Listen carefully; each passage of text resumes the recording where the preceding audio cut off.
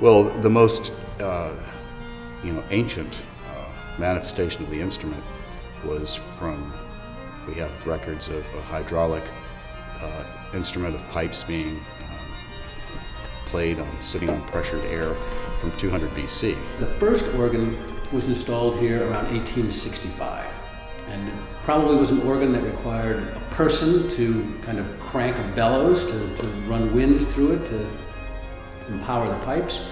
The oldest instruments are not really the original instruments anymore, but they might appear to be the casework, and they might use some of the pipes, but through the years all organs have to be maintained and occasionally refurbished or rebuilt. Most recently we had an organ installed in 1970, and almost from the beginning there were some problems with that. It was old and it needed a lot of repairs.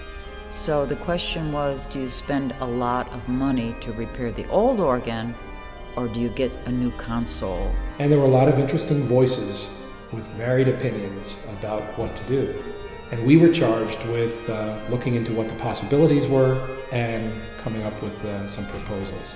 The biggest challenge is really kind of the changing church worship styles that you experience, especially in Westchester County. How do you put in, admittedly an expensive instrument, kind of an old instrument, and yet have it function in kind of contemporary musical expression in church life?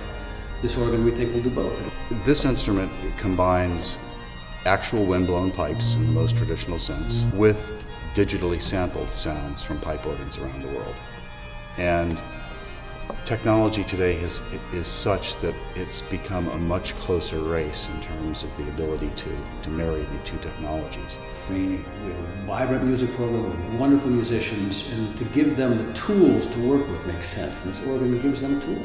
It's the most exciting instrument that there is for a single player to play. I mean, it has an amazing amount of color. It's really an orchestra under the hands and the feet of an organist.